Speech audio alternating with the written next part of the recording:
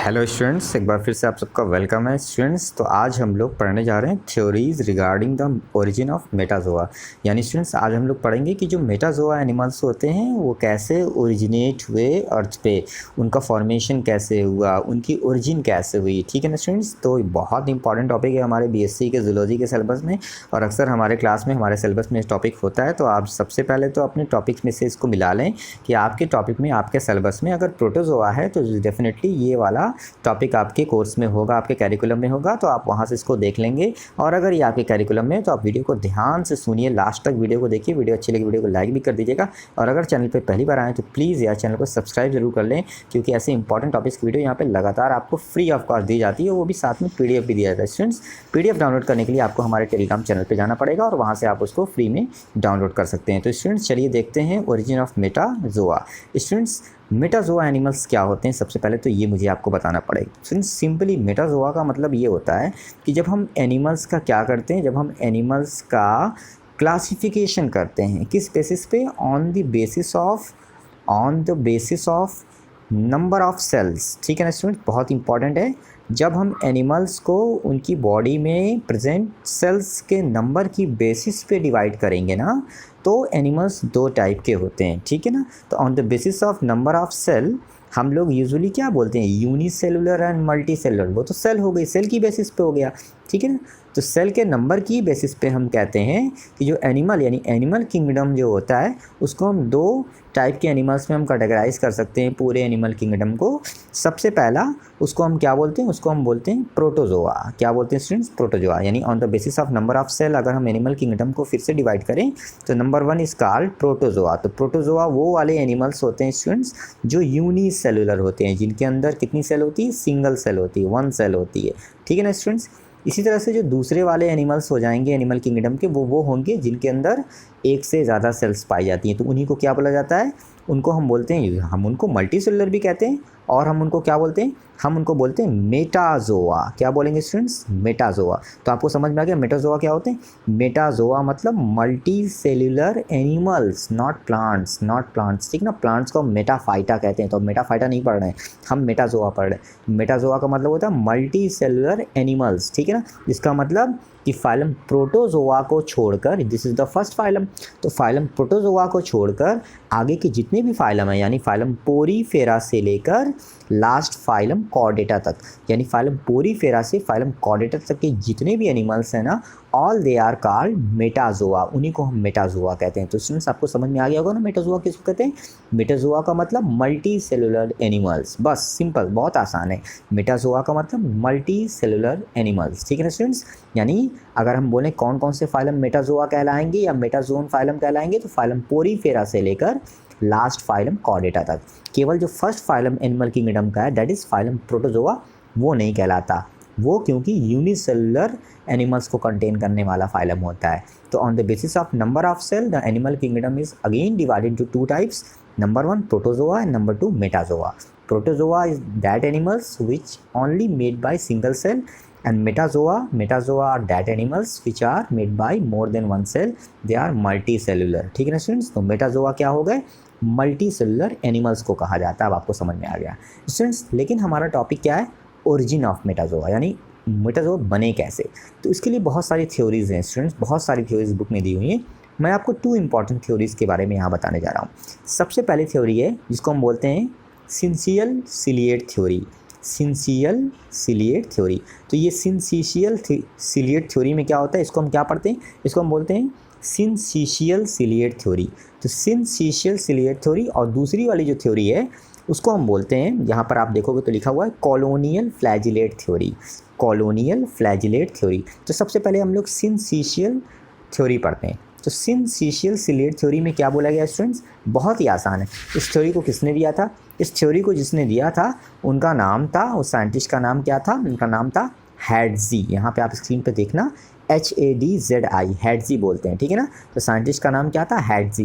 तो हैडजी नाम के साइंटिस्ट ने 1953 में जो है एक थ्योरी दी थी, and that theory is called syncytial ciliate theory. अब सिंसिशियल सिलिएट थ्योरी में क्या बोला गया, ये थ्योरी किस टॉपिक से रिलेटेड है, ये थ्योरी बताती है कि कैसे मेटाजोआ एनिमल्स अर्थ पे आए, इनकी ओरिजिन कैसे, यानी कैसे मल्टी सेलुलर एनिमल्स अर्थ पे आए, इनकी ओरिजिन कैसे हुई, ठीक है ना स्टूडेंट्स। तो यहाँ पर आप देखोगे जब सिंथेशियल सिलिएट थ्योरी में, तो यहाँ पे स्टूडेंट्स सबसे पहली चीज़ ये कि यहाँ पे ये लिखा गया, यहाँ पे बोला गया कि जो मेटाजोन थे यानी कि मल्टीसेलुलर एनिमल्स थे, वो आए हैं किनसे, by the primitive multinucleate protozoa of ciliate type. बहुत इंपॉर्टेंट चीज़ है, primitive multinucleate protozoa of ciliate type. इसका मतलब स्टूडेंट्स ये हुआ कि ये थ्योरी बता रही है, सिंथेशियल थ्योरी बता रही है कि जो प्रोटोजोआ हैं, कैसे प्रोटोजोआ, सिलिएट टाइप के प्रोटोजोआ, यानी ऐसे प्रोटोजोआ एनिमल्स जिनमें सीलिया पाई जाती है। अगर आप थोड़ा सा सोचोगे ना तो स्टूडेंट्स आपको पता चल जाएगा कौन सा ऐसा प्रोटोजोआ था जिसमें सीलिया पाई जाती थी। सबसे मोस्ट फेमस कॉमन प्रोटोजोआ वो कौन सा है, दैट इज़ पैरामीशियम।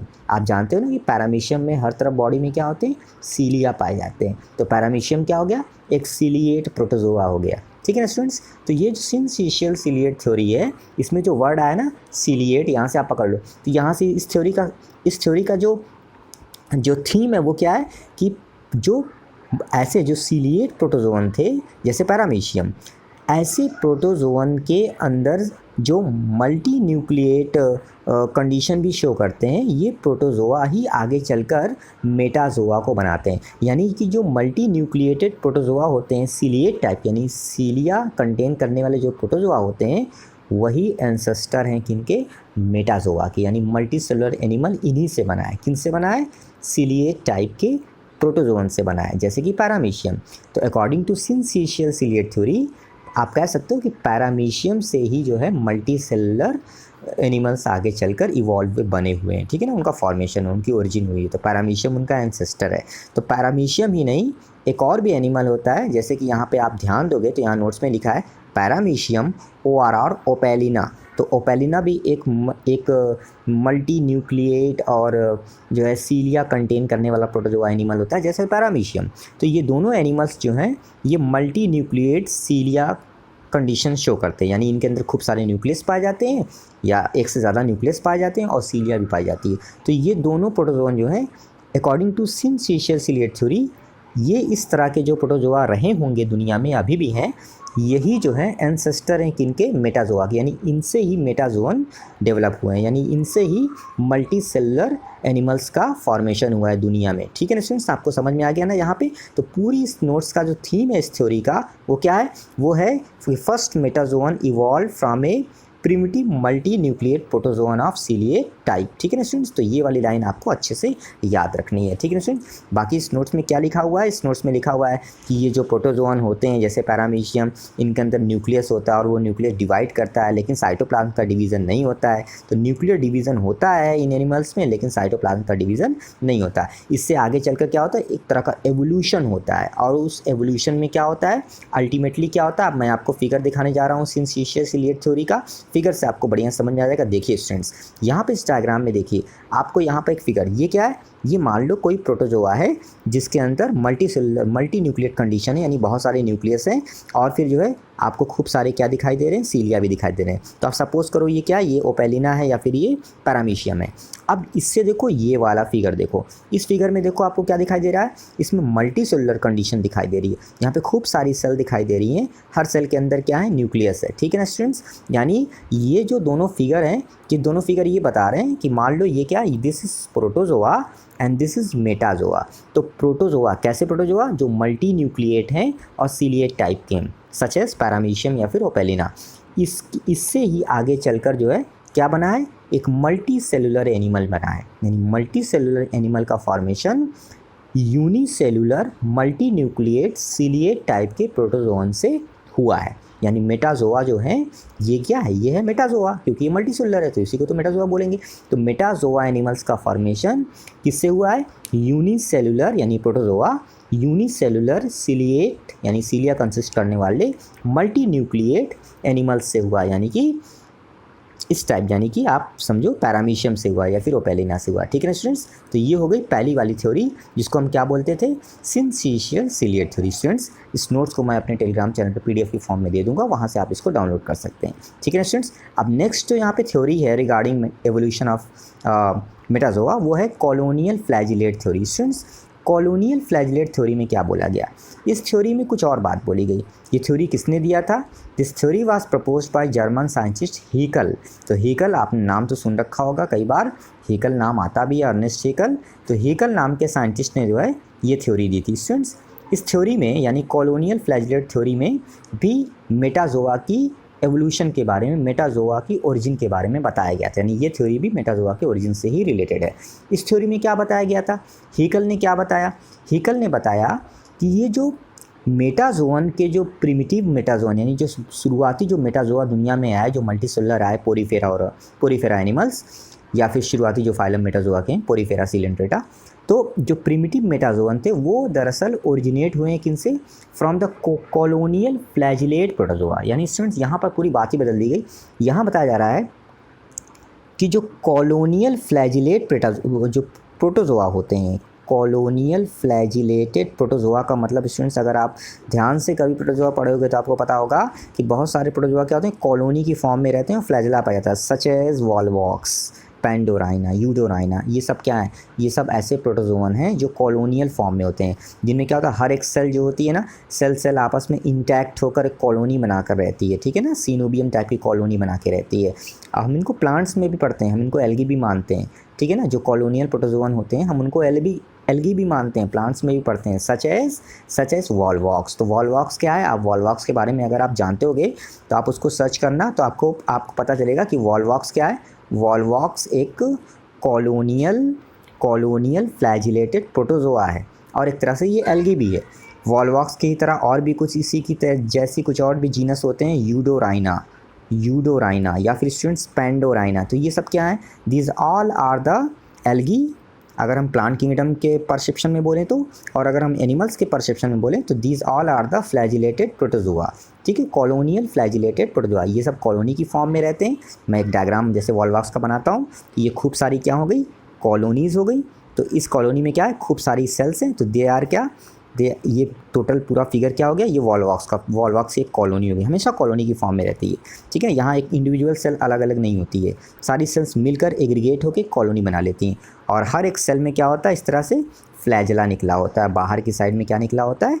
फ्लैजिला निकला होता है, ठीक है ना।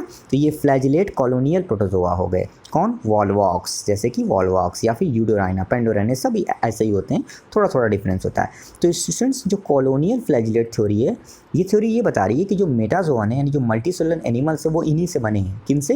ये जो कॉलोनियल फ्लैजिलेट प्रोटोजोआ यानी वॉल्वॉक्स हो गया, यूडोराइना हो गया, पेंडोराइना हो गया, ठीक है ना स्टूडेंट्स, इन्हीं से ये बने हैं। कौन बने हैं? मेटाजोअन, ठीक है ना। तो मेटाजोअन या मल्टीसेलुलर एनिमल्स जो हैं, जो इनिशियल मेटाजोअन एनिमल, जो शुरुआती मेटाजोअन एनिमल्स हैं, वो इन्हीं फ्लैजिलेटेड कॉलोनियल प्रोटोजोअन से बने, सच एज यूडोराइना एंड पेंडोराइना, ठीक है ना स्टूडेंट्स। आपको समझ में आ गया होगा बढ़िया से। तो स्टूडेंट, दिस इज़ क्या?